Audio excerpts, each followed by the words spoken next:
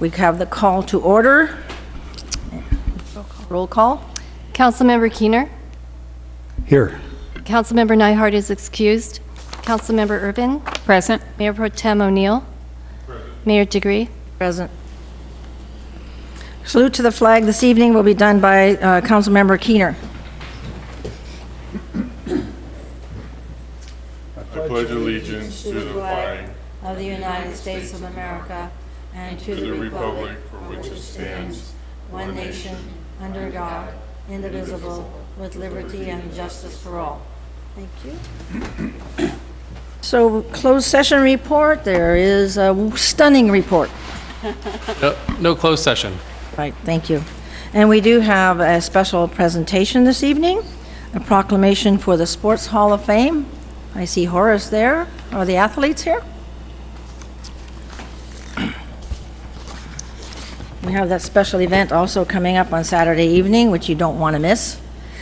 So City of Pacifica, Pacifica Sports Hall of Fame 2016 inductees. Whereas for over 50 years, Pacifica has produced many talented athletes in both amateur and professional sports. Whereas the Pacifica Sports Club has formulated a Sports Hall of Fame to honor local sports celebrities. And whereas the City of Pacifica recognizes the Sports Hall of Fame as a lasting tribute to the rich sports history of Pacifica, whereas the City of Pacifica has dedicated a wall of fame to the enshrines at the Pacifica Community Center, whereas this year marks the 26th anniversary of the Pacifica Sports Hall of Fame induction ceremony and will be held on February 27th, that's Saturday, and whereas the 2016 Sports Hall of Fame inductees are Blanca Gutierrez, professional kickboxer and promoter, Terra Nova High School coach Gary Johnson, Brian Powers, collegiate football athlete, and David White,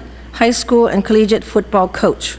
Now therefore be it resolved that the Mayor of the City of Pacifica, on behalf of the entire City Council, does hereby recognize the outstanding contributions these 4 Sports Hall of Fame inductees have made to sports recreation in the community, and join with the Pacifica Sports Club in honoring you on this special occasion. Therefore, be it further resolved that I, as Sue Degree Mayor, hereby proclaim the week of February 22nd through February 22nd through 27th as Pacifica Sports Hall of Fame for 2016. Thank you, Mayor Degree. It's an honor that you pay tribute to these athletes. It's amazing that we've been doing this for 26 years, and it's also amazing to see that there's talented athletes that keep coming up the ranks, and hopefully we'll be able to do this for many, many years to come. With the community having a chance to really honor these people too, they can go down to the community center and see the plaques that are gracing the wall down there, and just wander around, just look and see what type of people that we've had in this city, what type of athletes we've had for the last 40 years that have come through the ranks. So I just thank you, and I know I'll see you there on Saturday night. So once again, thank you very much, Council. All right, sir. Do you have these 26 hanging on a wall somewhere? Pardon? Do you have these proclamations? We have regular plaques down there, right? Sorry about that. We have some lights on? We give those to the inductees, so they're very happy to get the certificates. Thank you. And Councilwoman I Irwin just wants to would say like to say thank you again. This is such a wonderful event for the magnificent achievements that these athletes have done, and it enriches our community. And every time I'm at the community center, I love looking at the many names that are familiar to me over the many years, and it means so much to the entire community, and it really is a wonderful thing that you're doing, and look forward to celebrating these wonderful achievements. Thank you. It's amazing when I talk to people, they say they go down, look at the wall, and the next time they go down, they say, oh, there's another person I recognize. So it is interesting. It never ends. It's amazing. It's very nice. It keeps it living. That was just one light, right? Okay, thank you very much. Please do, yes. Thank you. See you shortly. We've been asked to pull item 7 of the consent calendar, which is comprehensive annual financial report. Is that the one, the auditor? Yes. For 2014-15, the proposed action will be to accept the 2014-2015 comprehensive annual financial report, independent auditor's report, and other related letters and reports. So, I'm sorry, go ahead. First, we ought to take care of the rest of the consent calendar. Yeah, and I actually had a question, just a couple questions regarding item number 6, the interfund loan. Just questions. I don't think I need to pull it, but if I do, I'm happy to pull it. So we're only, do you want to take the question now before we vote? If that's the council's pleasure, certainly, we'd be happy to do that. I think we'll take the question. Is that okay with everybody? Go ahead with the question. Okay, so my first question was, do our current interfund loans comply with the requirements of the municipal code? And if you could just mention the interfund loans that are currently on our books right now. And I'm sorry, I know I caught you off guard a little bit with getting ready for the auditing report. 20 lashes.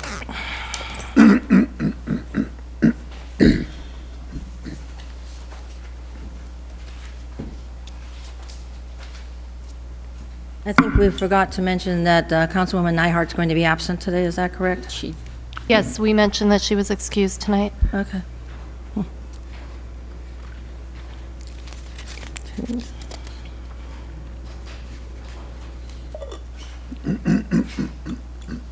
See it? It's right there. Yeah.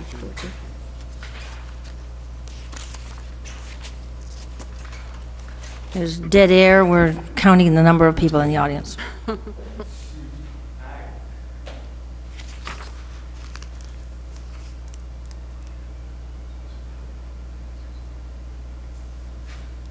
Yes, Are we good? Absolutely. the loans are the advances. Yeah.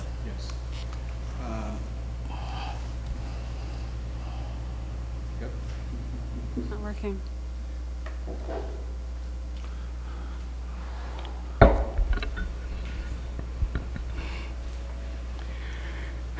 Councilmember Irwin.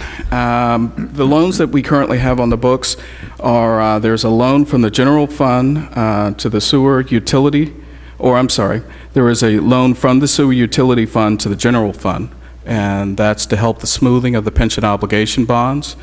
There is a loan from the disaster accounting fund. I'm sorry, there's a loan from the general fund to the disaster accounting fund. That's Fund 38, and Fund 38 is able to run a negative because the general fund is covering its obligations.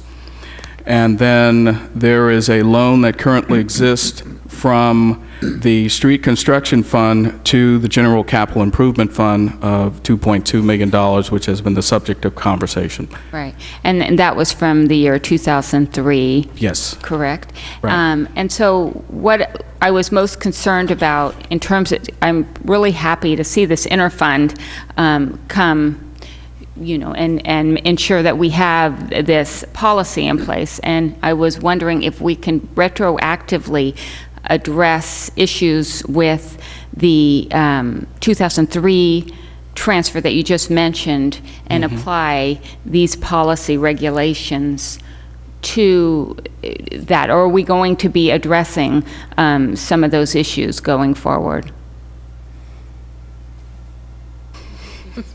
Yeah. May I step in? Yes, Sorry, ma'am. Yeah. Chomping at the bit, sorry. For the loan that was enacted with council's action back in 2002 or 2003, it complied with many of the provisions of this policy. One of the items that it did not comply with was a repayment schedule, or to tell us exactly what it was being used for. Right. So, as you know, we've been doing research into the history, our financial history, to try to be able to explain what the money was used for, and we're still struggling with that because our financial records are not detailed going back that far, but we're still working on that to fill in that gap. And then in terms of repaying it, as you know, on one of the items on the council's work plan is to repay all of the loans that Assistant City Manager Hines mentioned. And so we're working on that, but we don't have that quite in place yet. But that's in the coming in the next couple of council sessions. We'll be addressing this potential effort to address this loan. We'll be talking more with the council about it. Prior to all of the storm damage that we sustained last month, we thought that the message we'd be presenting would be somewhat different than now we believe it will be. But yes, council will be given some more information and be discussing it further. Great, thank you very much. I appreciate. So I just also wanted to mention that the current loan transactions that are going on between the general fund and the sewer utility fund are due to reverse themselves in the future. So while the sewer utility fund is loaning the money to the general fund, those funds will be paid back, and that loan actually meets the requirements of this interfund loan policy. Excellent. That's great, and I appreciate that. And one of the other elements I saw of the fund was that it was going to be listed in the CAFRA report. And so I just wanted, are these loans currently listed? Okay. They're listed on page, 82 of the CAFR, but I don't know where they are in the council packet. Okay, that's great. Thank you very much. Good. All right, so we can vote on the consent items 1 through 6, and then discuss item 7. So, can I take a motion? I have a motion to approve.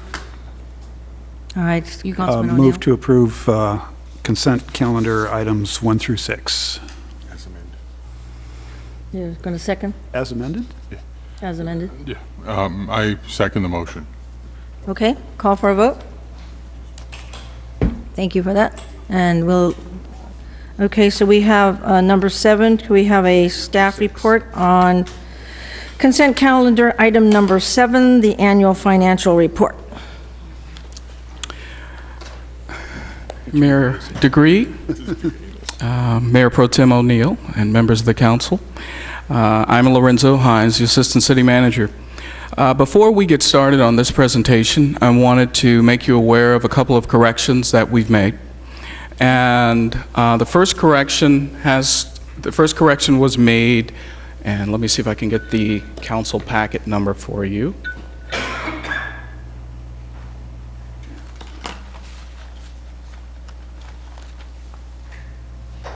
On packet page 128, the pie chart that was there was the very large section, the 45% was mislabeled, and that should say public safety. And was that under revenues or expenditures or? Oh, that's under expenses. Okay, Yeah. expenses, I mean, So thank in you. case you're wondering how the public safety budgets line up against all of the other budgets, that's your story right there. The other changes that we made are on packet page 144. There is a footnote at the bottom of that speaks to the net position at the beginning of the year. That footnote should read footnote 13C, not 15C.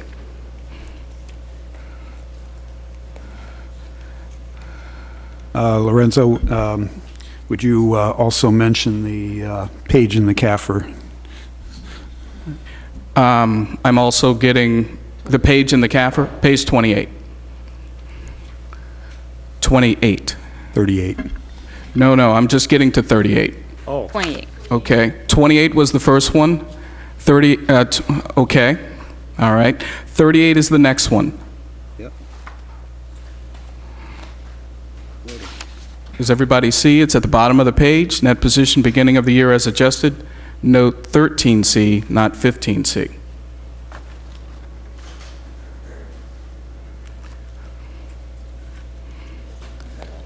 Yeah, get to it now. The other correction, the last one, and they all center around this footnote.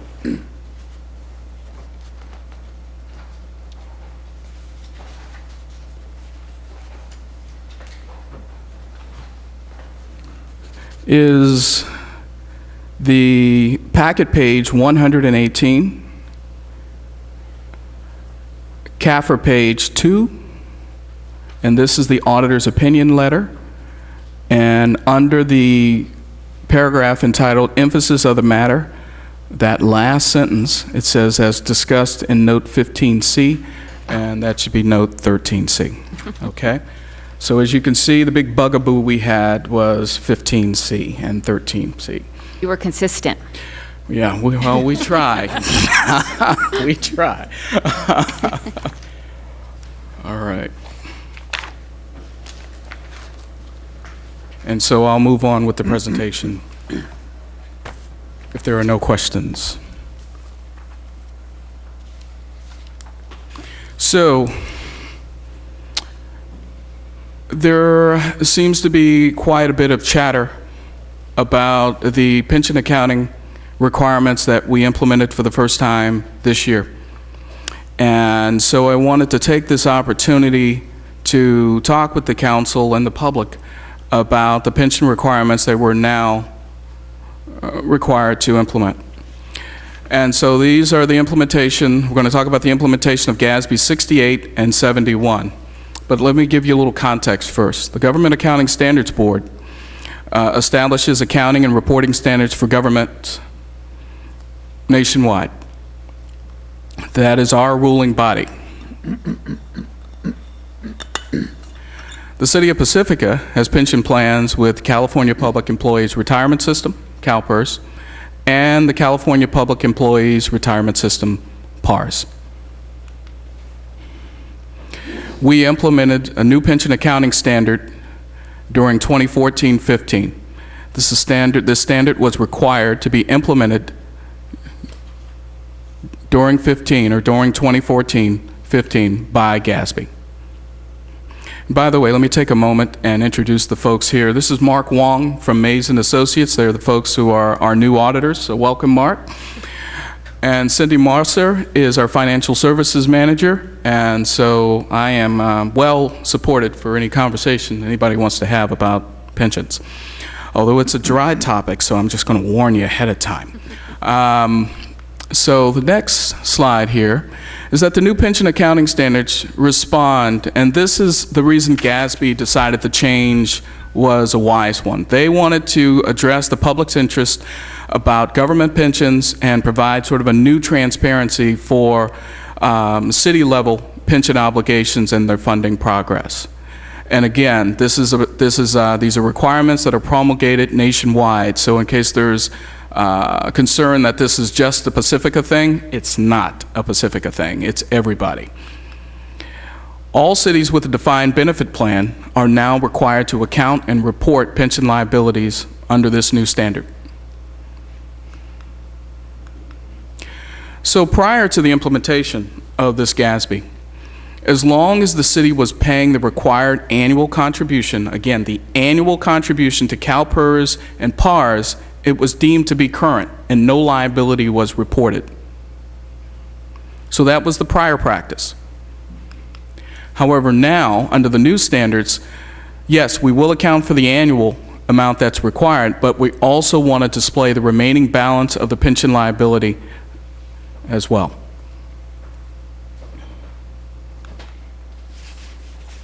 So I wanted to lay out the pension liability that we're currently showing and our statement of net position, which is essentially the city's balance sheet. And so based on the reports that we received from CalPERS and PARS, we've got a new pension liability of $28.1 million. And for those of you following at home, let me find the page number for you.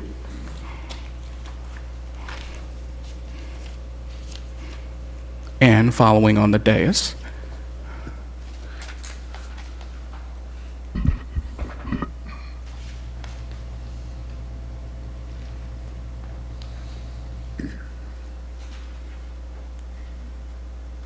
There it is now. We get to the entity wides. There we are. CAFR page 27, council packet page 143. Go to the middle of the page and come down about an inch. And under the liability section, it says net pension liability due in more than 1 year. You look over at the total, there's the $28.1 million.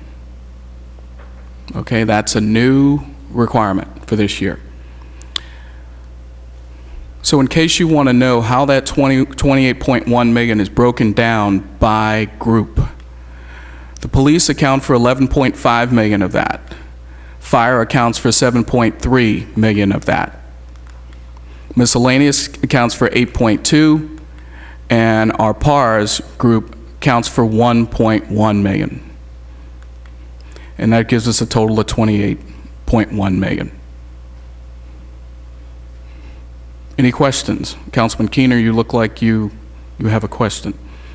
I have a quick Yes, ma'am. question. So just to be clear, this 28.1 million was just reported? Was that known by the staff prior to this year, even though it didn't need to be reported? So we We do know it, but it wasn't requirement to report it on the financial statements. So Okay. usually we would do a percent of funding as a supplemental requirement, I believe. Correct. So Okay, it's included in the supplemental. Yeah. It used to be included as, I believe it's more of a percentage of funding. Okay. So you could see it that way. But we never had to report it on this statement, Right, on the face of the statement. similar to all the other cities in the state. Okay. Do you have anything to add? no, I just want to add a comment that prior to 2015, the pension liabilities, there's a slightly different way of measurement, but they are in the footnotes. So prior to 2015, there's an amount called actual accrued liability, and it's in the footnotes. The measurement method done by CalPERS actuary is a little bit different, but it's about that number. So yeah. And just to ask you, as the individual who audited Correct. Pacifica, this is standard practice by all Correct. cities? Correct. So, And it- correct. So basically, CalPERS. So CalPERS is the for all the city employers who participated in CalPERS. So CalPERS would have their own actuary, and CalPERS auditors would come in to audit their report. So using the report, after CalPERS auditor says it's okay, and CalPERS issue the report, they will issue it to all the cities. And because it's a first year implementation, there was some delay. So, but basically, each cities would take CalPERS report and look at it to make sure that it's accurate and all that, and then they would report it on their own financial statements for their portion of the liability. Okay. Thank you. So that's the 28.1 million. So again, that's our liability at the end of 2014-15. Now I emphasize that for a reason, because we want to come back to that in a minute. The 28.1 million represents the difference between what we're obligated to pay in pensions versus what we have to pay for the pensions. It's essentially the unfunded part of the pension. That's why we show it as a long-term liability. Now, we had to reflect, when we implemented this standard, we had to essentially put our books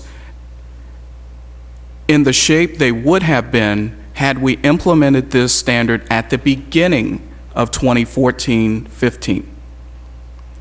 And so the pension liability, or the net pension liability at the beginning of 2014-15 is 37 million even. About 36 million for the governmental activities and 700, almost 800,000 for the business type activities. Together they total 37 million. So we knew that the pension liability was 37 million at the beginning of 2014-15. So therefore, we had to take 14-15's beginning balance and reduce it by that amount. And that put us on the right footing. It's a little confusing, but I wanted to explain the 28.1 first, so you understood the nature of that liability.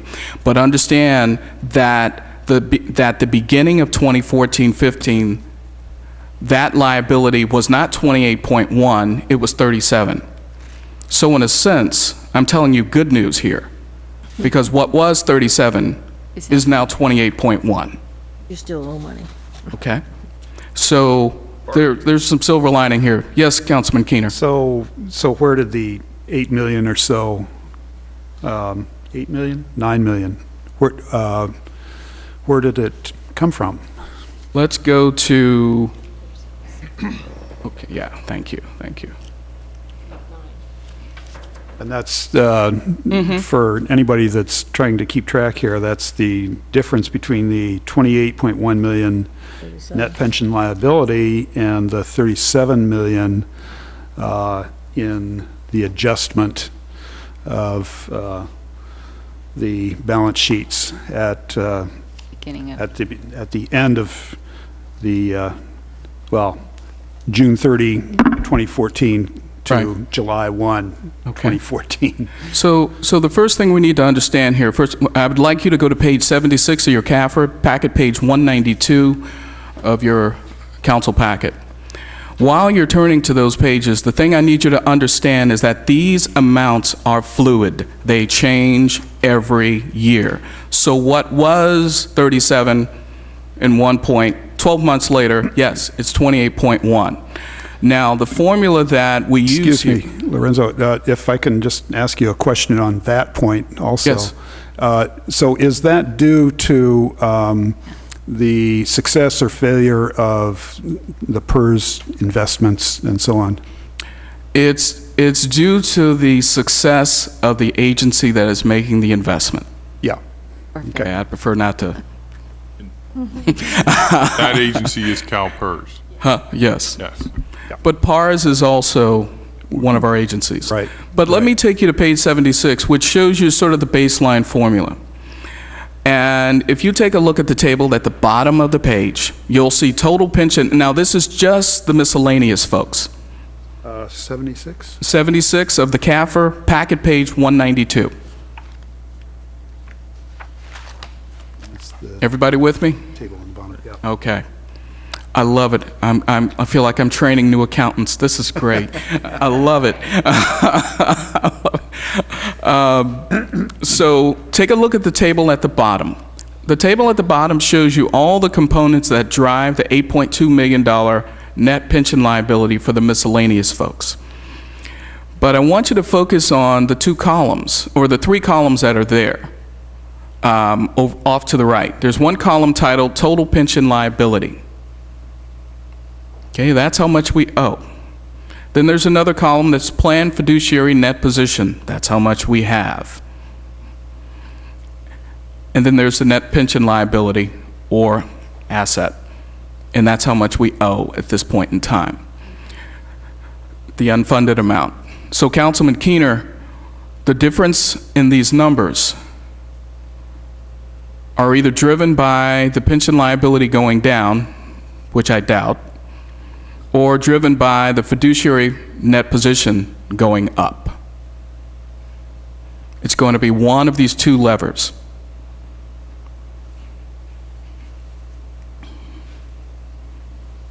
And so since 2015 was the first year that we've implemented these changes, you really won't be able to see the actual levers pulled until we issue the statements for next year, because then it'll be there for all to see, all right, what went up, what went down, and why did the number change. Mark, did you have anything else? Yeah, so the only thing I want to add is that there was mentioned that how CalPERS investments perform is a big factor. So on it, for example, you can see that on that table, 1, 2, 3, like third line from the bottom where it says net investment income. So on a year when the investment performs well, so basically, if the stock market does well and the market does well, like in 2014. So this is based on 2014 year. So when it does well, you can see that the net pension liabilities is actually been reduced. In a year where the stock market and the market is not doing that well, it will increase your your net pension liability and your pension expense for that fiscal year will probably most likely increase. So being that this year, it hasn't been a great year, it's likely that it's going Correct, to yes. increase.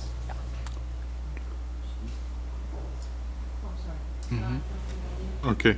What the 11,283,000, that figure of net investment income, what is the principal amount that is based on? Which one of these numbers? Is it the 79 million? Is it the 65? Because that would give us the rate of return, wouldn't it? If we earned 11.2 million, That amount comes from CalPERS report. Yes, it's based on CalPERS report. okay, so Correct. just to be sure I'm clear then, this is the aggregate of all the different cities' pool of money, right? That's not Pacifica's portion. It- Or am I it is. misunderstanding? So, No, yeah, correct. So it is Pacific, because it's an agent plan, so it's using, CalPERS have the investment vehicle, but this investment portion is Pacifica's portion. Okay. Correct, yes. And I think the only plan that we have that's a pooled plan is the safety plan, where it's pooled with all of the other cities. But the miscellaneous and PARs are all our individual plan. And so they're investing the funds we have on deposit. Specifically, with police and fire, they're in a pool, and they're investing in the aggregate there. So then, just to be clarify for me and the public, Right. we have this figure sitting on deposit at CalPERS, one of these figures? We'd have to check the statement from PARS. I'm sorry, from PERS, in order to get you the actual principal amount, because I'm sure it's not as simple as just telling you Okay. what that number is. But all of these numbers come directly from their statement. Well, I realize it would have changed by now from their statement, but I'm just curious. Okay. Okay. Councilwoman. Good question, sir. Good question. Councilwoman Irvin, please. I just had a question in regards to other cities. So I imagine that most other cities are in I don't know if this is fair Yes. to say or not, but are in a similar situation as we are, because these are all based on assumptions of the stock market fluctuations. You know, this is why whenever PERS is bandying about their discount rate, either increasing it or reducing it, it always gets the attention of the cities and the counties, because we're wanting to know how that's going to affect that net investment income. Because that lever is pulled in one way or another, that's going to drive this liability, which is going to affect our bottom line. So, yes. And one other question, is there anything in this new reporting requirement that they are asking us to do that asks us to explain how we are going to address this net pension liability? Or is that something that each city comes up with on their own or has to? Each city has to address the liability on an annual basis. Okay. This liability is broken out, and we have to deal with it on an annual basis. And that was part of the thinking behind the old practice is, all right, if it's being dealt with on an annual basis, we're not going to have the cities report the whole liability. But now it's, we want to not only see how you're going to address it on an annual basis, we want to see the whole liability. Okay, It makes sense. great. But, so the plan for addressing it is in the books, but the plan is a year. It's 2015, we had a plan. 2016, we'll have another plan. And so it's an annual. We just need to be able to show the capacity and the cash flow and the financial positioning to be able to keep supporting the pensions. Okay. Thank you. Thank you. Councilmember O'Neill? Okay, you used the term discount rate. Now, is that the assumed rate of return on investments CalPERS is expecting, right? Yes. Okay, now, my understanding, and please correct me if I'm wrong, what's their expected rate of return right now? That they're saying around 7? 7.5% is what they expect. If you look on page 77 of the CAFR, there's a sensitivity rate that if they change it by 1%, as it would increase our liability. If they went to 8.5%, what they used to have, it would decrease our liability, but at a lower rate. So currently it's 7.5. Okay, so they're saying that they're going to earn 7.5%, correct? If they only earn 5, so that's a 2.5% deficit. Now, the 7.5% is what they use in their actuarial tables, correct? So you have a deficit then of 2.5%. Now, just because they don't achieve the rate of return that they have estimated, that then increases our pension liability, correct? Correct. Okay, and that also means that any unfunded liability we have, they are charging us what interest rate, the 2.5 or the 7.5? They would increase it where, since we didn't make the 7.5, we would have the liability at the 5%. Or for the 2.5? For the 2.5, yeah. Okay. So our liability would increase. So if they don't perform, we accrue the liability? Yes. Gee, isn't there It may take a couple of years because they're 2 years behind, so we wouldn't see that increase in liability immediately. Interesting. If I might, so the 7.5% is the average they expect over 30 years. And they've done studies, they've looked backward, and they've been actually able to achieve that 30 years on average over the past 30 years. So it's a rolling average of a 30-year time period. It's not comparing this year to next year. They're also in the process of helping cities address the unfunded liability. They're moving toward us paying more every year so that we can get after that unfunded liability, and they're doing it also over a period of time. And so you'll see some changes now that we have this new structure. You'll be able to see more easily some changes year after year after year as we present this information to you. I think, isn't there a TV commercial about how much is your broker paid? And that's basically what this is. Okay, so I just wanted to be sure for the public. Discount rate means rate of return. They state their anticipated rate of return. If they don't earn it, we have to assume it, and it increases our liability. Yes. And therefore, we don't have control over their investments either. They No, pick and we choose who don't. they want. That's right. Okay. I just want to be sure Yes. everybody knows it. And let me reemphasize that point. They control their investment portfolio. They have very well-paid individuals up there who do that investing on our behalf. And same with PARS. So, and if you want an example of sort of the sensitivity of the different rates, page 77 gives you a number of scenarios as to what happens to our liability given the fluctuation in the rates. So meanwhile, if it's okay, I'm going to move on. I have one more question. Yes, ma'am. Councilmember Keener? Yeah. So does this mean that we'll be likely to have to take out some more pension obligation bonds in the near future?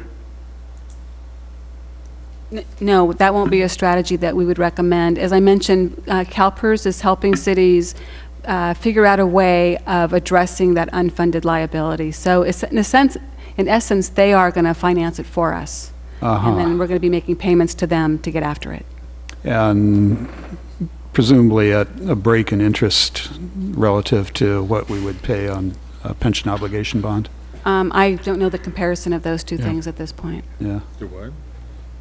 She doesn't know the comparison. The pension obligation bonds, I think, are 6%, aren't they? They were 6.8% for the ones that we issued in 2010. I don't know what the interest rate would be if we were to issue them now. Oh. Yeah. And a different question. So this unfunded liability, does it include the retirement funds necessary to pay folks that aren't retired yet? In other words, how far does it extend sort of backwards? So obviously, PERS is interested in paying current retirees, but Right. is the unfunded liability, does that include the potential requirement for people that have, say, 10 years left to work, and then they're going to retire? And yeah, there's a pool that our active employees and our retired employees comprise, and this amount represents our liabilities for all of it, Okay. all employees. No, I just want to. All right, great. Onward. All right. So the new pension accounting standards also require the addition of full detail regarding the city's total pension liability.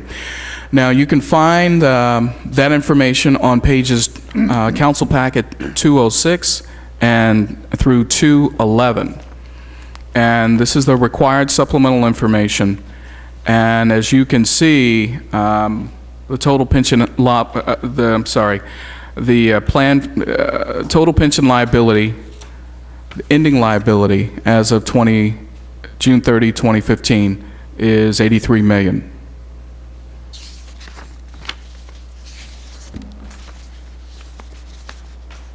And the planned fiduciary net position at that point in time is 74. And so the net pension liability is 8.2. Again, this is just for miscellaneous. But we wanted to make sure everybody saw this. Yes? What CAFR page was that? 90.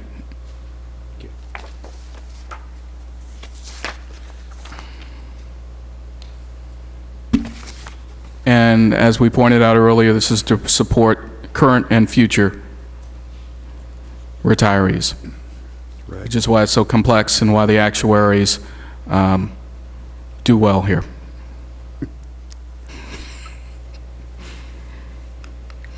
So, I'm sorry, okay. I just said- Yes, sir.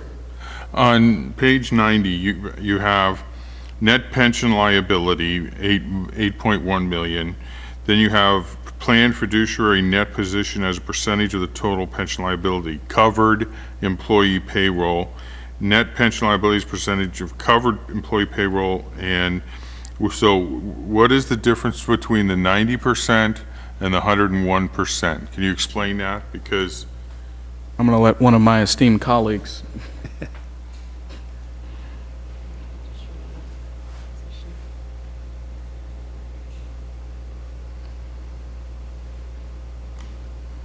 Do you want me to answer it? No, yeah, go ahead, sir. So the 90% is the 74.9 million.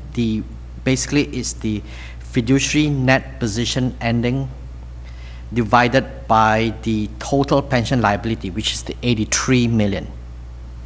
On top, do you see that total pension liability dash ending A, which is 83 million, and then about 10 lines down where it has planned fiduciary net position ending B.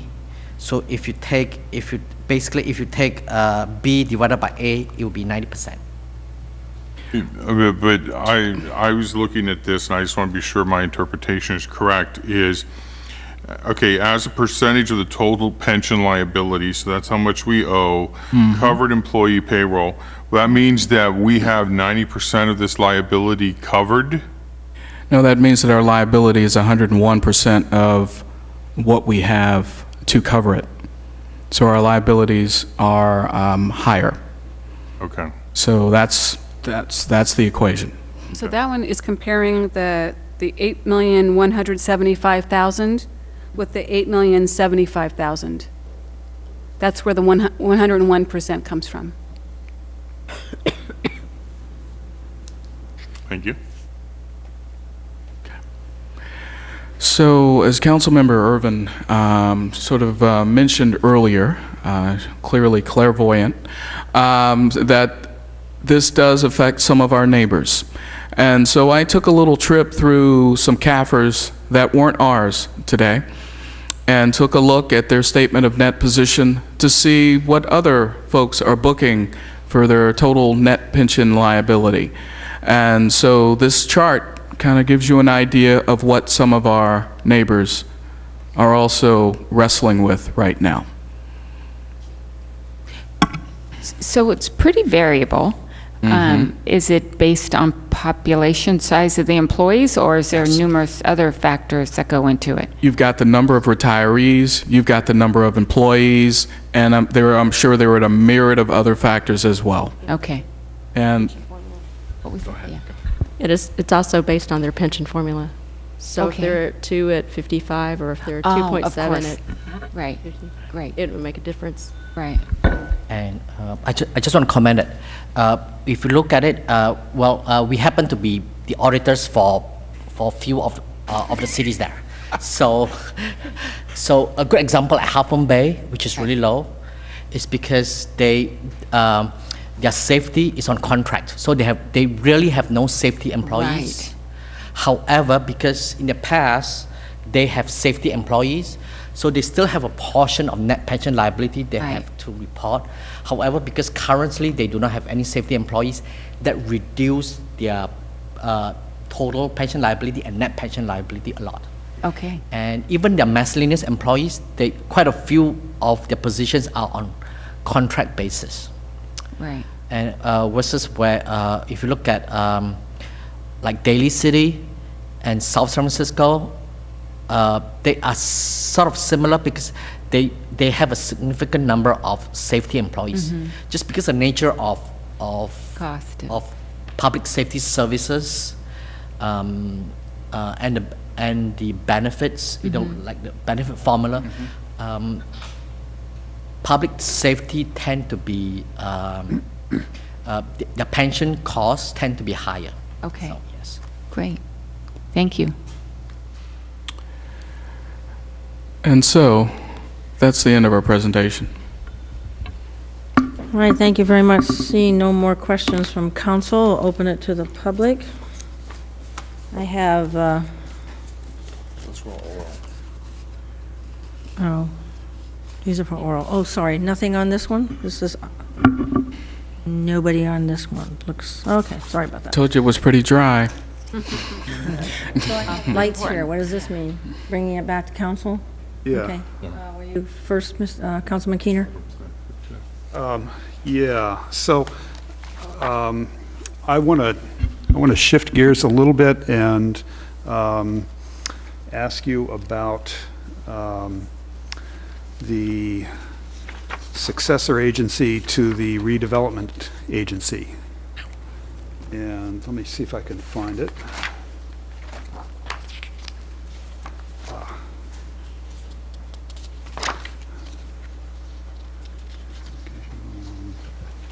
Yeah. Okay. Page 86 of the Yeah, CAFR and packet page 202. right. Right. And so first of all, one question is, and this, these tax allocation bonds, 2004 tax allocation bonds, that were issued by the former redevelopment agency. Those we are still paying? You're on page 87, right? Yeah. Okay, yeah. everybody, I just want everybody to get to page 87. Yeah. Packet page 203. Yes, that's still a liability for the successor agency. Okay. But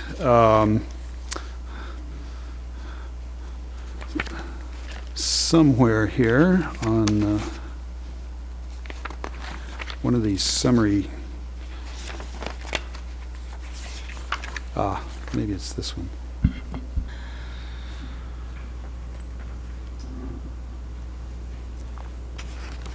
Well, go to this. On the on the budget last year, there was something in the general fund called a reserve for advance, RDA, and that was basically about 2.5 million. And that, as I understand it, is to that is a loan receivable, a loan that we made from the general fund to the redevelopment agency, and that we're hoping will get paid back, but probably it will not. Is that right? It actually is several different loans that happen at different times of Right. in the redevelopment stage, and we did get approval from the Oversight Board and sent that to the Department of Finance for the ROPS. Unfortunately, you can only receive so much money at a time in regards to the amount we receive from the counties. I'm not sure you can be heard in the back. Can Oh, you I'm hear sorry. in the back?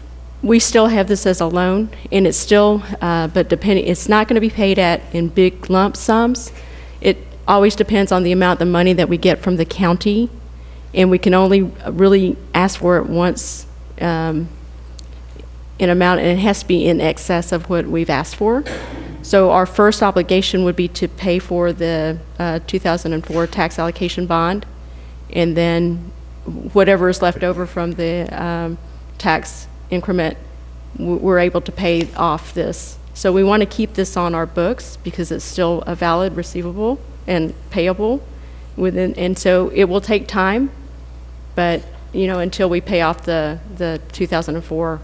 And we did get approval, and we did get one payment, so it will be coming. These payments, are they, and they have to go toward the tax allocation bonds, I understand that. And it seemed to me in one of the summary pages of the redevelopment agency that basically we're sort of flying along about even, except that we've got this big loan out from our general fund to the redevelopment agency. Is that right? They definitely don't pay you more than what, I mean, you can get some administrative fees, that we pay. So if I pay the auditors for their services for looking at this, and our RDA attorney, and so we're able to pay for that. There's a certain amount of things that we're able to pay for, but it also is limited on how much we would have been getting from tax money. So it is limited. So it first goes to our tax obligation bonds, and then but we do ask for this from our required obligation payment schedule that we have to send to the DOF. Okay. So are they sort of committed to at least covering the 2004 tax bond payments? Yes. Okay. Councilmember O'Neill. I just kind of wanted to make some comments and ask, just to clarify, is we don't offer any sort of retiree medical, correct? Well, we are part of the CalPERS Health, and as part of that, our retirees are allowed to get health insurance through that same pool with us. So they have access to the health care through that pool, and their premiums are probably lower than out on the free market because they're part of our pool. And so there's a small amount that would be considered retiree health. But the retiree medical benefit is not a liability for the city at all, right? We don't have... I'm going to defer because I know that Is that- OPEB has been discussed.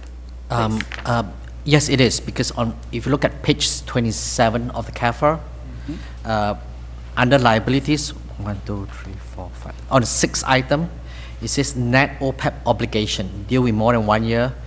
For fiscal year June 30, 2015, it's 2.8 million. Okay. And it's also discussed in, the city also discussed it in note 8. Yes. Okay, now is that liability included in this this figure we've been talking about? No, because pension is a separate, under GASB, pension is separate from other retiree healthcare. So OPEB basically, it's called other post-employment benefits, which is basically healthcare retiree insurance. Okay, okay. And I just kind of wanted to clarify, the pension bonds that we keep talking about, whenever they were issued, that paid our pension liability up to that date, correct?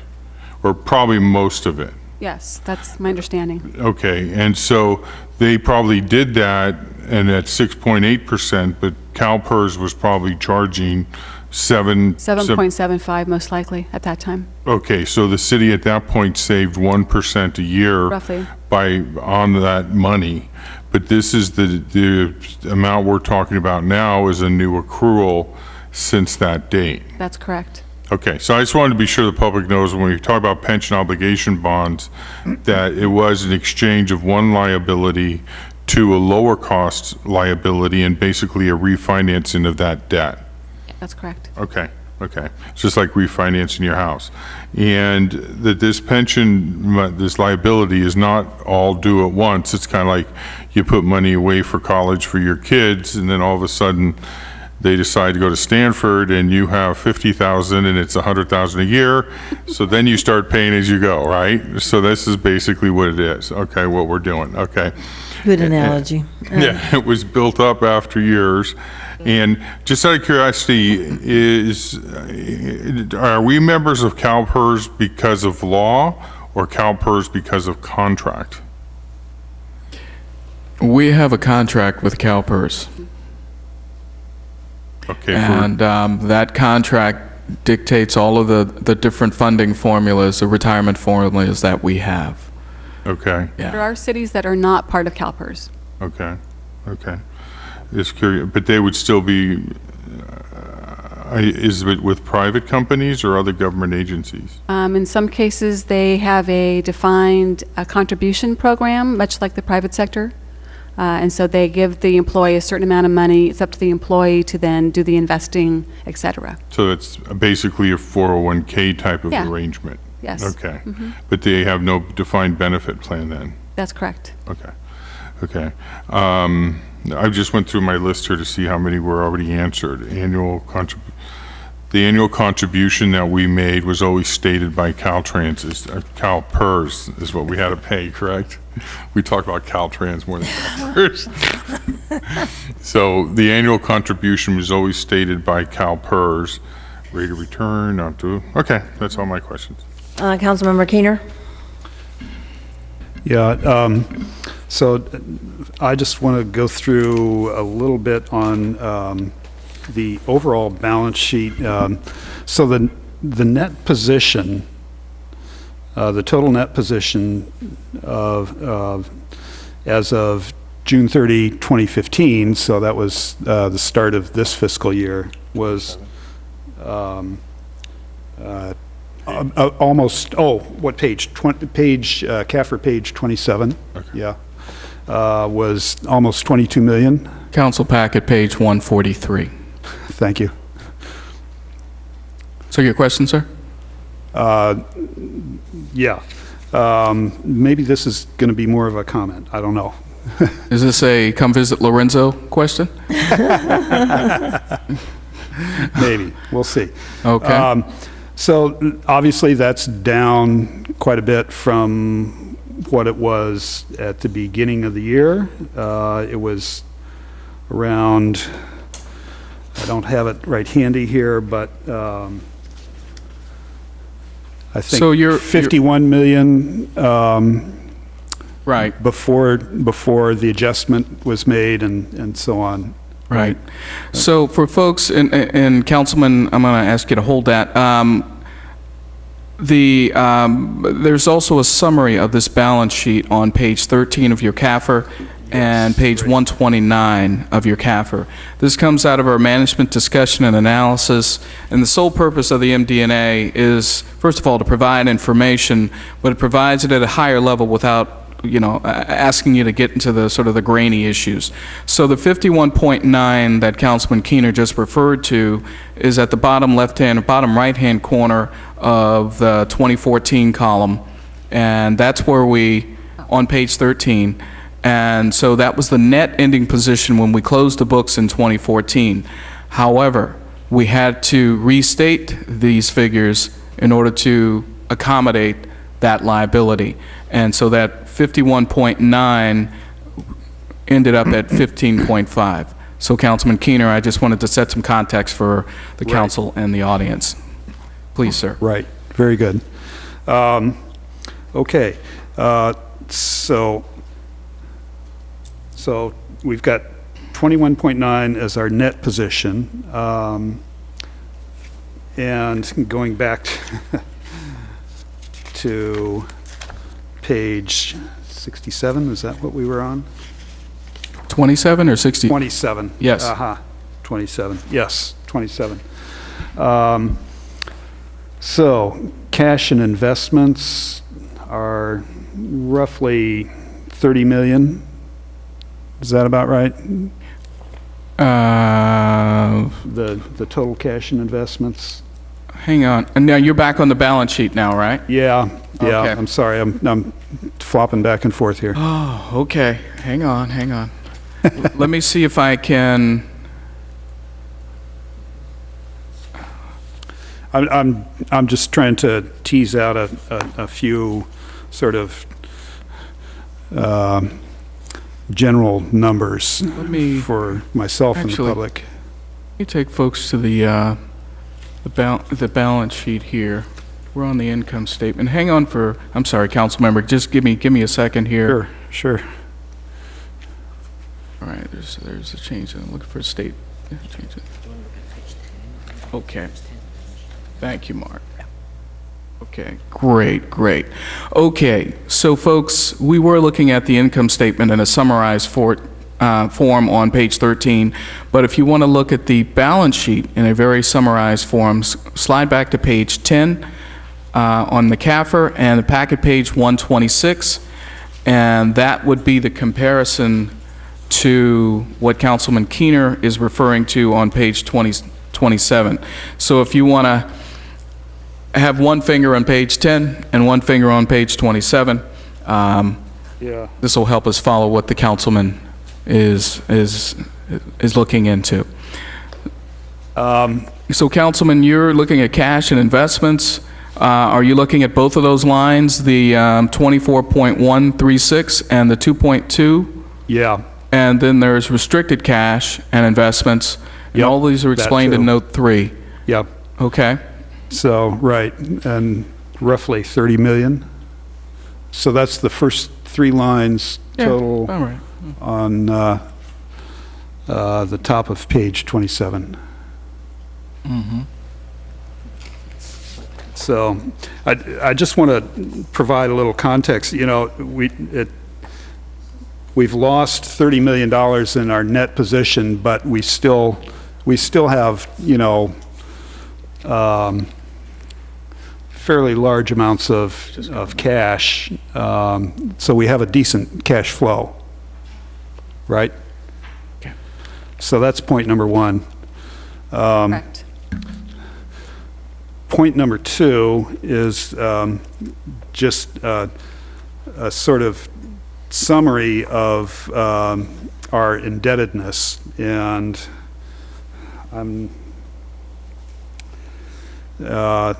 and I get it to be about 59 million in principles on for both governmental and business activities, so 59 million total, about, and maybe 83 million if you include interest, which you typically don't in these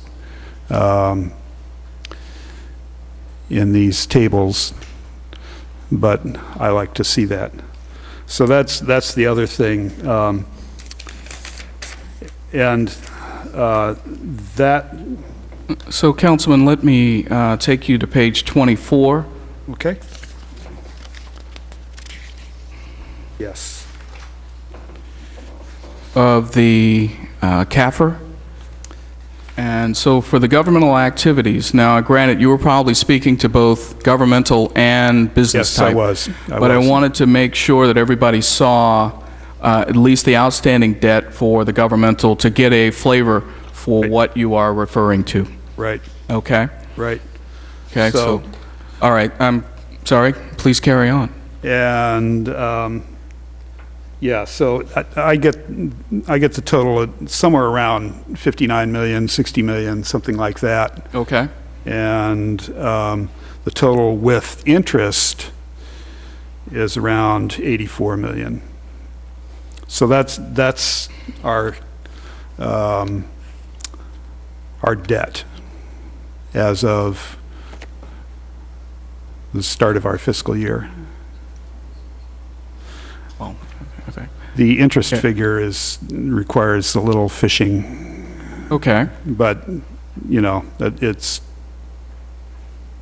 close. Yeah.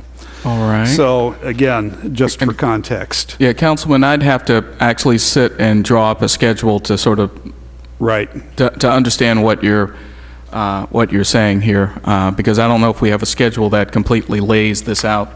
You don't, I don't think. Page 60, that's Oh, all the- go to page 60, please. Okay.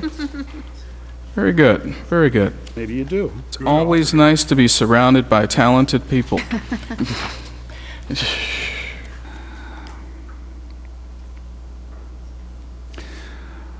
Right.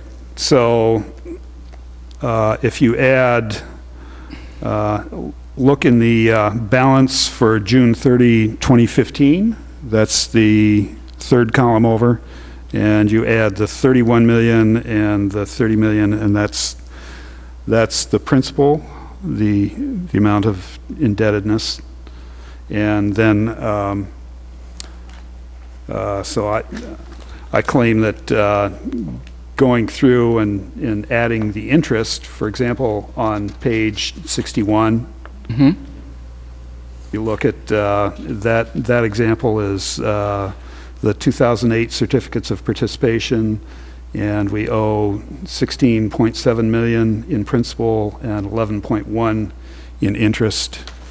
So I went through each of those individual tables for each debt offering and added that up and came up to somewhere around 84 million Okay, total principal plus interest. okay, you'd make a fine accountant, sir. No.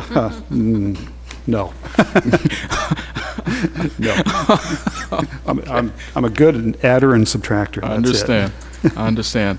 But yeah, thank you. Yeah, I'd like to create my own schedule before I Right. agree to Before that, you- so, okay. Before you, confirm that, I Yes. understand. Yes.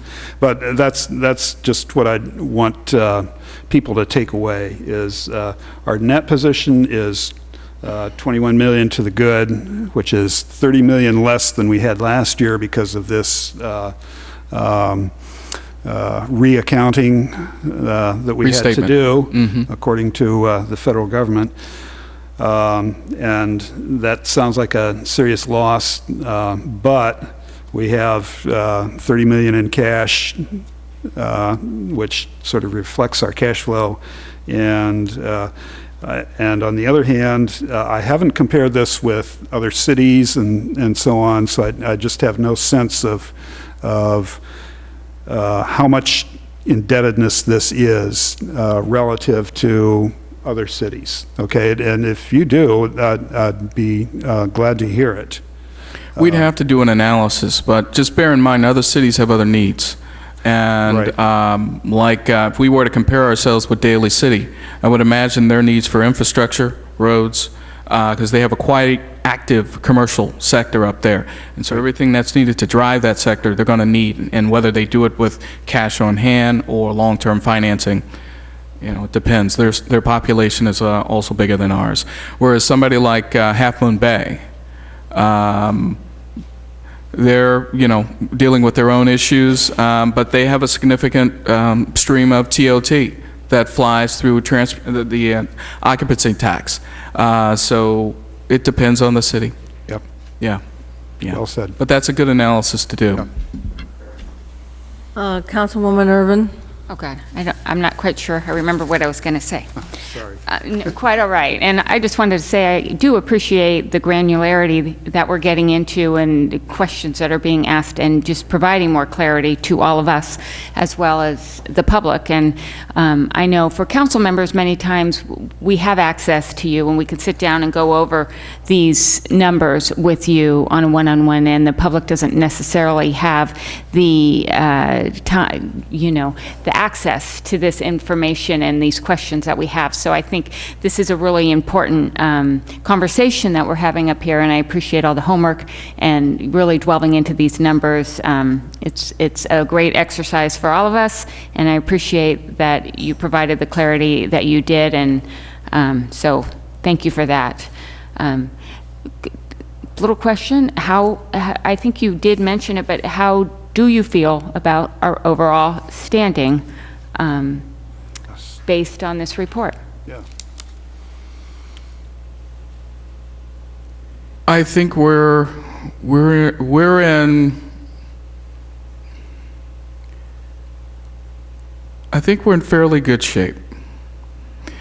We have come through the Great Recession, and the fact that we got through it,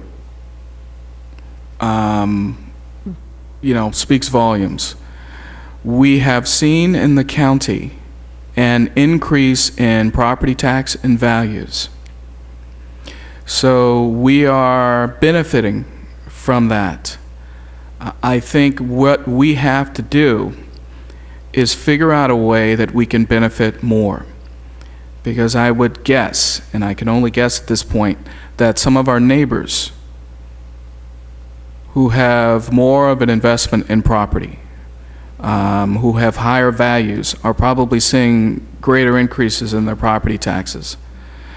And so the thing that always sits in the back of my mind is, what is it that we can learn from our neighbors to make us better? But I think we're Pacifica, we're a tough, gritty little town. We're going to survive, but I think we're okay. I think that this adjustment probably took the wind out of some sails, but it is a necessary adjustment that everybody has to do. I would love to take a look at the statement of position for the city of San Francisco and see what their liability looks like. Right. It would make ours look pretty insignificant, I'm sure. But I think we're doing fairly well, and I think we keep moving forward. Council has a fair amount of work plans and goals, and you've got a great city manager sitting across from me. So with her guidance and your will, we'll make it happen. But I think for right now, I think we're okay. Right. We're okay. And again, I think the biggest steps we could make is in terms of transparency and being able to really understand where we stand and how we're doing. And I'm greatly appreciative of the clarity that you provided tonight and the direction that the city manager has provided in provide, this enhanced transparency that we continue to see and will likely be seeing in the months ahead with the long-term financial plan and all the other budget updates that we'll be discussing. So thank you for that. My pleasure. Yes, we'll be spending a lot of quality time together in the next few months. And I would also like to say, if there's any member of the public who wants or has questions about these finances, they're welcome to contact me at any point. So just bear in mind, this is accounting. It gets dry. So just make sure you've gotten enough sleep, because this, Eat your breakfast. But yeah, anybody who wants to talk about it, I've had a number of members of the public come to my office. There was questions about the loan from Fund 9 to Fund 22 and explaining that, Fund 38 and the issues there. My door's always open. Whatever we can do to make sure that our citizenry has the information, and is as educated as they can be about the issues. That's the ultimate goal. Very important. Thank you. I'd like to tag on to that. Go ahead. To his answer to your question.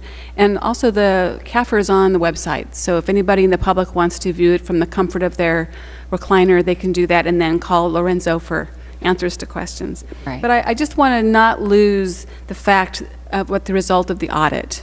And that's in the narrative of the staff report itself. But just so that we're clear, the independent auditor's report, and Mr. Wong is here to speak to that if you have any specific questions for him, I do. is unmodified, which means that the financial statements present fairly in all material respects the financial position of the city as of June 30, 2015. This is the highest level of auditor assurance that the city can achieve in an audit. So I just wanted to underline that statement, that we came through the audit very, very well. And certainly if Mr. Wong wants to chime in here, please do. But that's one of the key points of presenting this to you. Yes. Thank you. Councilmember O'Neill? I just wanted to mention, I know somebody asked about the thing, if we were to issue bonds. On page 24, the city has made all required debt service payments on the issues listed above. The city maintains an A rating from Standard & Poor's on the GO bonds. A rating is still considered investment grade, and so we are still considered a good investment. So A rating. And I'd also like to thank Cindy and Lorenzo and the staff for all the hard work getting us into the position that we actually know the numbers, where we're at, and in the foreseeable future we'll know where we're going. And I just wanted to say thank you for that. And then I was going to make a motion unless someone... Ditto. You have one more question? Okay. Yeah, I just have one question about the audit. I noticed that there were some deficiencies that were noted and areas where we needed improvement, and the response to many of those was the lack of resources that we had in 2013, 2014. I was wondering if you can address just those deficiencies, and have we taken care of that so that those deficiencies can be corrected in the future? So I'm gonna turn the mic over to Cindy here in a second, but the one thing I wanted you all to know is that the findings that you're seeing, all but one, are from the last audit firm that we worked with. Okay. The new audit firm, who comes in with fresh eyes, fresh perspective, only had one finding. Okay. Okay? But we are still obligated to address those past findings from our prior firm.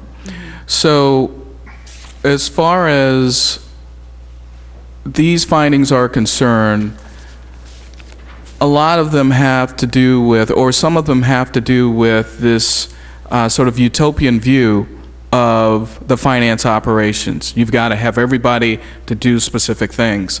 We're not staffed for that. And so for those kinds of findings, we're always going to respond, we just don't have that kind of staffing. We've also found a flavor of finding that we frankly think is a bit petty. I think there's one finding related to the fact that there was a mistake in one of the council agendas. And so during my time here, I don't think that's been an issue, but yet we still have to respond to the finding. So I wanted to give you a little context. And Mark has also come in, and I think his finding is related around another control weakness of some kind. It's the comment that we have. It's on basically on the MOIC. It's on page 3, the memorandum or internal control report. So basically, that's related to deposits payable that has been inactive for more than 3 years. So I think it's an issue of basically our recommendation is for the city to go back to look at those deposits payable, to reconcile them, to make sure that they are accurate. For those deposits payable and that are no longer payable, they should be adjusted and received as revenue. And this is just for the on page 9, which is the status of prior schedule of significant deficiencies.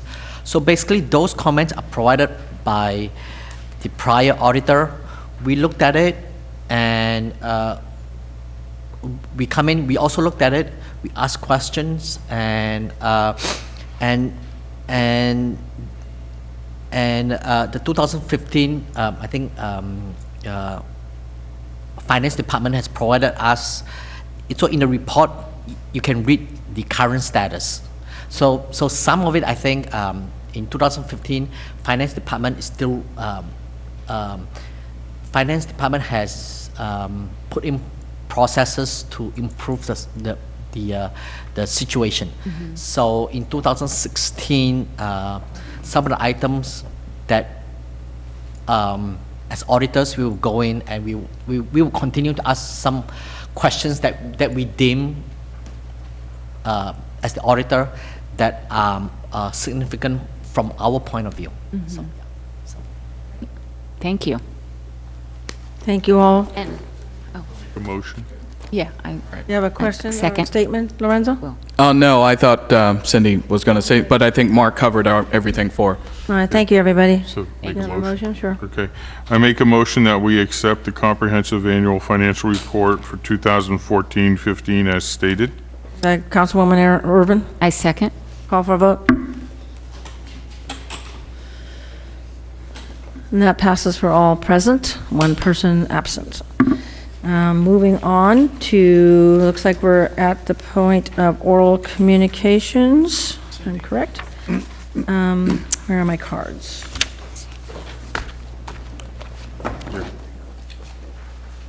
Okay, so we have at least 3 cards. If anybody has anything they want to say, this is for anything that is not on tonight's agenda.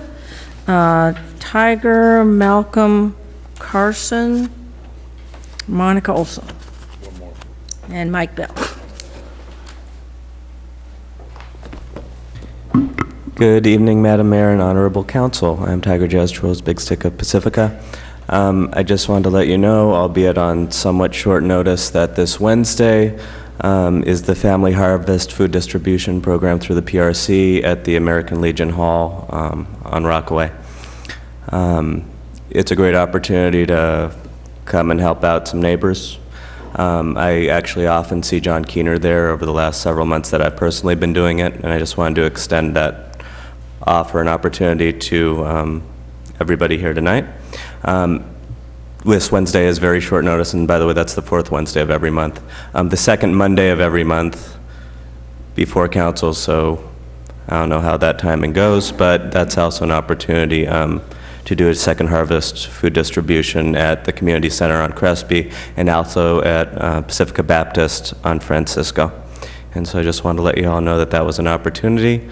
I think that it would be a good experience for y'all. I'll be there. A lot of other people will be good there, and it's a great way to help some Pacificans and see another side and do some good by it. Thank you very much. Thank you very much. Yes, Malcolm Carson, if you folks don't mind lining up, Monica Olson and Mike Bell. Hello. Thank you for the opportunity to address you. My name is Malcolm Carson, and I'm me and my family are the proud owners of a here in Pacifica at 1652 Toledo Court. We've found we were incredibly excited to live in beautiful Pacifica. We've just been amazed by the quality of this community that you guys have worked hard to develop and maintain here, and we've been welcomed by our neighbors and everybody that we've run into here. It's an incredibly friendly and down-to-earth community. As I was sort of, I'm an environmental lawyer and a urban planner by my day job, and so of course I started getting interested in what kinds of issues were going on in the community here in Pacifica, and I had the opportunity to read about the environmental impact reports and all the issues around the Highway 1 reconstruction, widening, however you want to phrase it. And I know that I probably will make some friends and enemies by even trying to say something about this. It's obviously a pretty hot issue that's going to be coming up. But I did want to say that having looked at it, I thought that the environmental reports, when you read into them, they did a really good job of addressing a lot of the different potential negative impacts that something like that could cause. There are a lot of environmental benefits that seem to be planned for around at least being able to have more of a multi-use function to that corridor, and other people being able to walk or bike or use other kinds of transportation to get through there. Safety, I think, is a key issue. I mean, there's always, it's always better to have a more modern type of facility. And I don't think, it's going to necessarily spur a huge amount of development. I mean, I know that most of the open space on the coastline has pretty much been locked away into parks, and that's a wonderful thing, and I'm glad.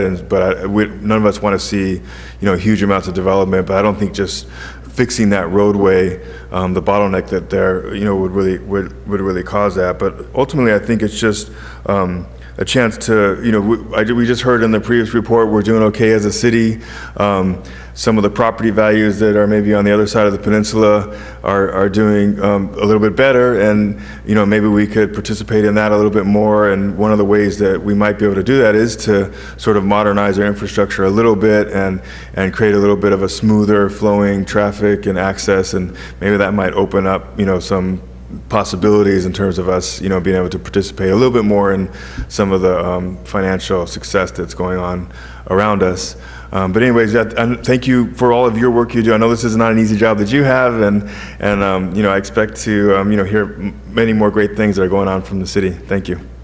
Thank you. Monica Olson and Mike Bell.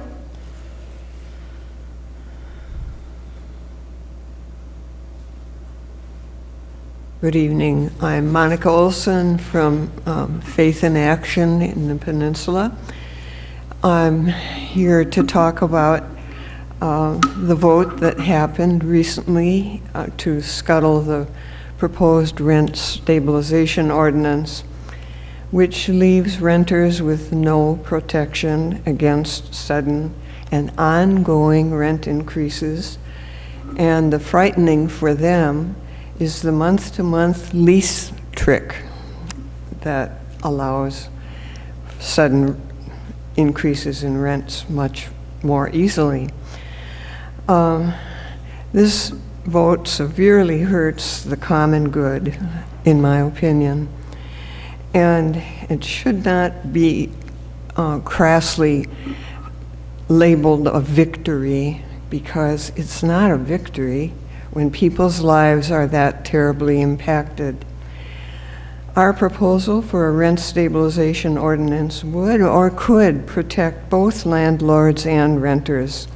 Its details, unfortunately, were not and have not been addressed and don't seem to be on the agenda. Tonight, Congressman Jackie Spear is holding a town hall meeting to hear stories of renters in her district, which we are in, and Pacifica renters will be testifying. I'm glad they have an opportunity to be heard, but we need some action locally. Their situation is desperate. Democracy works best when we act with our local government. I wish Council could hear their stories of desperate situations, the school children impacted, families losing savings for necessities, and maybe even someday having enough money to put a down payment on a home. We need fairness from and for real estate industry. As homeowners, we are protected by regulation. To have no regulation is not democratic and is destructive of community. Realtors do not need the privilege that the council vote gave them. Renters who have a human right to a home need the community to step up for them in the present crisis. Thank you. Thank you. Mike Bell? And if there's anybody else, just make sure we get a yellow card.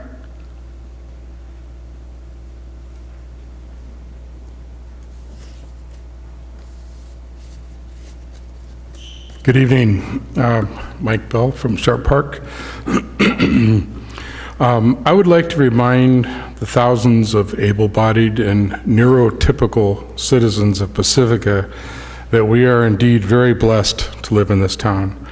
We've all been the beneficiary of millions of taxpayer dollars which have preserved soaring open hillsides, built a state-of-the-art skate park and sports fields, rehabilitated wild and pristine beaches, and carved miles of breathtaking and challenging trails to provide a close-up and personal experience with our beautiful natural surroundings. We have all made sacrifices to make difficult and heartfelt accommodations for dogs, frogs, snakes, plovers, butterflies, and native flora and fauna. But there's a group of humans in this town whose God-given right to enjoy our natural surroundings is slowly but surely slipping away. And we seem to be unaware or unwilling to make the same sort of sacrifices for them. Moving to Beach Boulevard 18 years ago was a significant financial sacrifice for my wife and I, but we were desperate to find an environment that would help our severely autistic child make a connection with her parents and the world around her. We had found out by accident that the sound of the ocean had a very calming effect on her and created an opportunity for her to start processing her environment. But she couldn't tolerate the sensation of gritty sand on her feet and was equally freaked out by bugs and critters scurrying about on lawns and dirt trails. Beach Boulevard became our miracle. Our daughter loved the look, sound, and smell of the waves. She would sit on the benches, which many are gone now, and search for hours for whales and dolphins and the calming sunsets at the end of each day. Over the years, she has dramatically improved and is on her way to becoming a beautiful and independent young lady. Living with our miracle all of these years has made me keenly aware of thousands of physically and mentally handicapped people who regularly use this smoothly paved oceanfront walkway to receive the ocean's healing that many of us non-handicapped citizens take for granted. On any weekend, you will see hundreds of young families with baby strollers, elderly folks with walkers and canes, people in wheelchairs, and several groups of young people from nearby special needs schools, all laughing and enjoying our beautiful coastline. This is a very special coastal gem in Pacifica, and its public access must be maintained for the mobility and mentally challenged. Thank you. Thank you, Mike. Anybody else? Seeing none, I'll close the public hearing, orals, I should say, sorry, and bring it to council communications, and I have Councilwoman Irvin. Oh, I didn't turn Oh, that wasn't. on, but I'm happy ready? to start. Okay, Yeah. cool. I had a relatively quiet couple weeks. I did attend a Pacificans Care People Who Care Award ceremony, and we actually honored Gioconda Egan and Vasu Naharajan of Oceana Market, and Gioconda has been working for many, many years at the Resource Center. They're two phenomenal people. They've done just such remarkable things for the city of Pacifica, for other human beings, and for the city at large, and so I just, again, would like to thank them for what they have done for citizens in Pacifica and beyond. Really, truly remarkable people, and encourage, if you ever run into Vasu at Oceana Market or Gioconda at the Resource Center, to reach out and say thank you for all that they have done. Truly amazing people. In addition to that, Not too many meetings that I've attended, but I am going to be attending the Bike and Pedestrian Advisory Committee, and that's this Thursday. We're going to be talking about an overview of projects that are going to be considered for this active transportation program funding coming up that cities can consider applying for, so that should be very interesting. And of course, we have our goal-setting session on this Friday and Saturday that I encourage anybody interested in knowing what our concerns are and sharing your concerns with us as a city council to please come and participate. This Saturday, I think, is primarily the best time for citizen participation. It should be very interesting, and you can kind of see how we figure out what our priorities should be in the coming year. And I'd also like to thank Mike O'Neill, who's going to be representing Pacifica in the Job Housing Task Force this Thursday. So, thank you. Thank you. John Keener, Councilmember Keener. I attended the California Coastal Commission meeting in Morro Bay, which was to decide whether or not to fire their executive director. And this was, well, let's put it this way. If, you know, sometimes we get pretty full here. I think the biggest meeting we've had since I've been on council was the study session for rent stabilization that we held over at Ingrid B. Lacey. That was nothing, man. There was over 1,000 people there. There were, you know, only half of them got in or less than that. Outside, they had people with megaphones just spurring on the crowd and so on and so forth. So it was, and the people were from all over the state and primarily along the coast. So of all the people that spoke, there were probably 250 that spoke, but the last 150, it got to be, you know, 4:30 or so, and the chairman of the commission just said, well, just come up to the microphone, state your name and your affiliation, and say whether you're for or against his firing. And, you know, because there were still so many to be processed. And of all of the speakers, only one was for his firing, and one was sort of neutral, and all the rest were against. But he was fired by a 7-5 vote. Our local representative to the Coastal Commission, Carol Groom, the supervisor of San Mateo County, she voted against his firing. So, and now the Coastal Commission has to figure out what its direction is going to be. And, you know, I'll stop there. And I will also urge people to drop in on our goal-setting session this Saturday that Councilmember Irvin mentioned. Even if it's just for a couple hours, you know, you'll have a chance to talk and state your concerns and see, you know, how we do it, I guess. Thank you. Thank you. All right. Okay, thank you very much. That's very important. We do want, it is your community, and so we definitely want to hear from you. I was able to attend the Pacifica Care Awards as well. It's very inspiring to hear the stories of those two individuals, and it's probably written up somewhere in case you missed it. Also attended another very inspiring event on Sunday.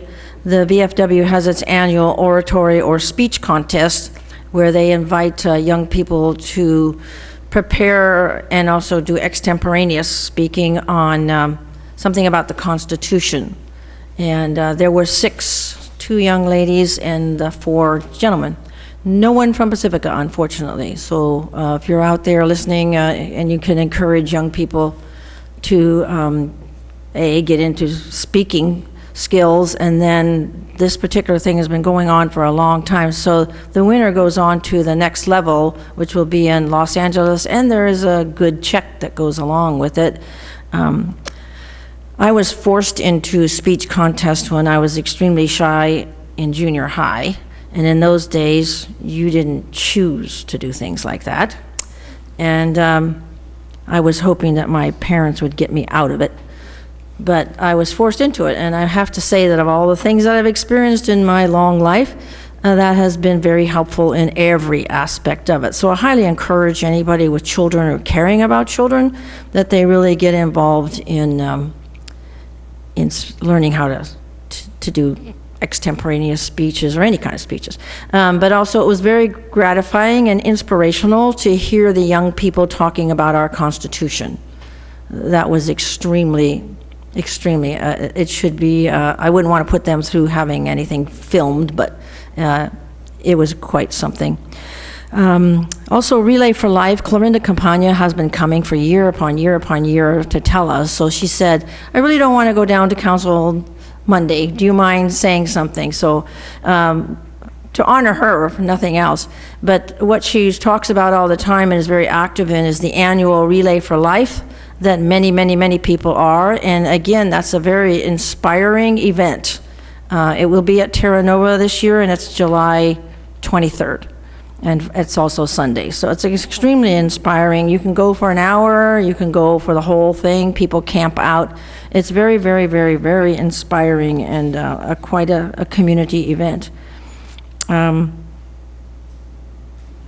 Also, you mentioned active funds so that I was just thinking, if you don't know about the Flex Shuttle in Pacifica, I encourage you to look into it, because those of you who are on a Flex route, it's very popular. Samtrans is very happy that it's popular, and I think that we need 2 more. So I encourage you to lobby for a few more Flex routes. Okay, is that it? I just had something to bring up. Maronia? Yeah, I have done that speech contest in the past, and just for reference, there was a young woman from Terra Nova that went all the way to the top, and she got a $25,000 college scholarship from the American Legion. So it is possible. And second is, I had asked staff, I don't know, several meetings ago to look at the transportation issues in Fairmont and the lack thereof. Because I got a call today from a woman that apparently Flex does not run at all at the north end. Mm-hmm. And that we wanted to take and ask for some sort of staff guidance or feedback as to why, and if we can look into that. I'll ask the staff to do the research. Okay, thank you. And Flex was a pilot, and it's very, very popular here, so. It's yeah. exceeding projections in San Carlos also. They're very happy with it, so. Okay, where are we? We just finished. Okay, we're on to we're closing council communications and moving on to staff communications. I did have a few requests, so if, go ahead with staff, and if those aren't covered, I'll ask. I wanted to just offer a little bit more detail about the council's goal setting for those who are interested. The first, it starts Friday at 3 o'clock at the police station and runs through the council's dinner. The next day, Saturday, we'll reconvene. We'll start between 8:30 and 9. So if folks are interested in joining us, and I would agree, that's probably the best day for the public to come. And even if it is only for an hour or two, it would be great to have folks there. It's also at the police station, and we'll probably wrap up around 5. So just for folks looking for more details. And the agenda is posted on our website? Excellent. So folks can find it there as well. I also wanted to offer just a point of clarification about the demolition of 330 Esplanade last Thursday. There was some question about whether that was the city's action or whether that was not the city's action, and why notification wasn't made, et cetera. And so just for the record, I wanted to share that that was not the city's activity. It was demolished by the private property owner, and that we were not notified that he had planned to do the demolition that day. He did come in and get a demolition permit the week before, but we were caught by surprise as much as anybody. And so just wanting to be clear for the public that that was not the way that we, or an action that we took on behalf of that property.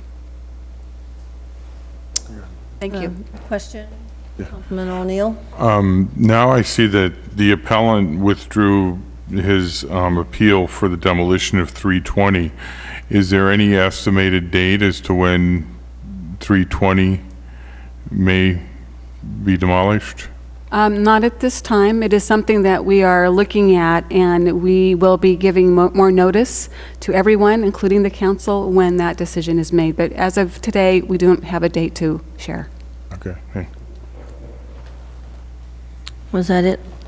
So I had mentioned just a brief comment perhaps on Beach Boulevard, and also our police officer who was injured some years ago, and also how our fire department is doing after the major fires. So I don't know if you three would like to make a statement.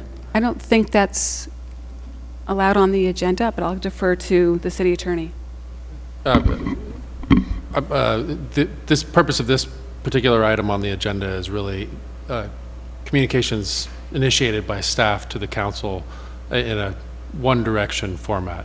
To have conversation around anything beyond that would require that it actually be placed on the agenda. Okay. So anyway, if we you'd could like have us an update on those in the future, just like one sentence is fine. Happy to do that. All right, thank you. So closing staff communications, we are at public hearings, which is number 8. Number 8, public hearing, appeal of the Planning Commission approval of coastal development permits, CDP 361-15, to demolish an existing apartment building condemned by the city in 2010 due to unsafe conditions located at 320 Esplanade Drive, APN 009413020. Recommended California Environmental Quality Act, CEQA. Shall I repeat that? Status, statutory exemption, CEQA guidelines, section 15269, proposed action, no action required. Appellant has withdrawn his appeal. So you need a staff report? Well, in this case, there's no staff report to be provided beyond the brief summary that's in the packet, essentially informing the council that the appeal has been withdrawn. Because the appeal has been withdrawn, the council really has no jurisdiction to consider or take action on the appeal that is no longer pending, and the Planning Commission decision stands. All right, thank you very much. Moving on to item 9 under... We don't ask questions to the public. We don't, you don't have any cards anyway. There's really, the council has no jurisdiction over this matter, so it really can't consider it at all. Okay. So no public comment either. Right. Sure. Under consideration, item 9, report on the marijuana cultivation interim urgency ordinance. Proposed action, accept the report on the marijuana cultivation interim urgency ordinance. Does anybody want a break? No. Nope. Okay, onward.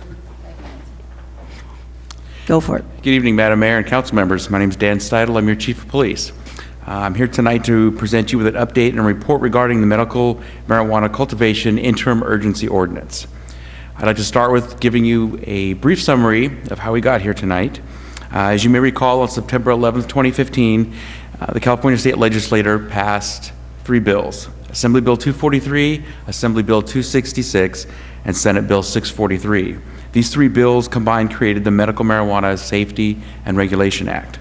Assembly Bill 243 established the Department of Food and Agriculture as a licensing and regulating authority for medical marijuana cultivation. Assembly Bill 266 created the Bureau of Medical Marijuana Regulation within the Department of Consumer Affairs to issue state licenses for medical marijuana dispensaries, distributors, and transporters. It also designated the Department of Public Health as the licensing and regulatory authority for manufacturers of marijuana products and medical marijuana testing laboratories. And finally, Senate Bill 643 established standards for physicians that recommend medical marijuana, as well as created standards for state license, for state licensing and enforcement. At the regular City Council meeting on January 11th, 2016, I reported on a concern regarding provision in the new legislation. A clause in Assembly Bill 243 provided that if a city or county does not have a land use ordinance regulating or prohibiting medical marijuana cultivation or an ordinance by March 1st, 2016, the State Department of Food and Agriculture would become the sole licensing authority for cultivation applicants in our jurisdiction. Under this scenario, Pacifica would not be able to regulate or control cultivation sites operating with a state license. Further, staff received information that the March 1st, 2016 deadline was inadvertently left in the language of Assembly Bill 243, which was signed by the Governor of the State of California. On January 11, 2016, the Pacifica City Council passed Interim Urgency Ordinance Number 805, enacting a moratorium on the establishment of marijuana cultivation facilities in Pacifica, exempting those defined as qualified patients by California state law. This urgency ordinance is to expire in 45 days of January 11th, unless an extension is granted by City Council. On February 3rd, 2016, Governor Brown signed into law Assembly Bill 21, which removes the March 1st, 2016 deadline to enact land use regulation or ordinance governing the cultivation of medical marijuana. As such, the continuation of the Interim Urgency Ordinance Number 805 is not necessary. The ordinance is set to expire on February 25th, 2016 without further action. It is the recommendation of staff that this ordinance be allowed to expire. Looking toward the future, now that it appears we have this emergency behind us, California is expected to begin issuing licenses for cultivation, dispensing, and delivery of medical marijuana in early 2018.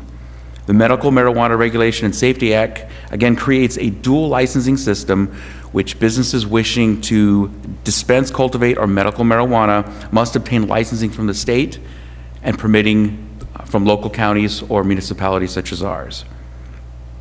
Many municipalities are currently facing the question of, do they wish to get into the business of locally regulating these type of businesses, or do they wish to prohibit them? The system at the state level right now is in its infancy. They're putting together how this is going to be rolled out. A lot of it is very, very uncertain right now because it's so new.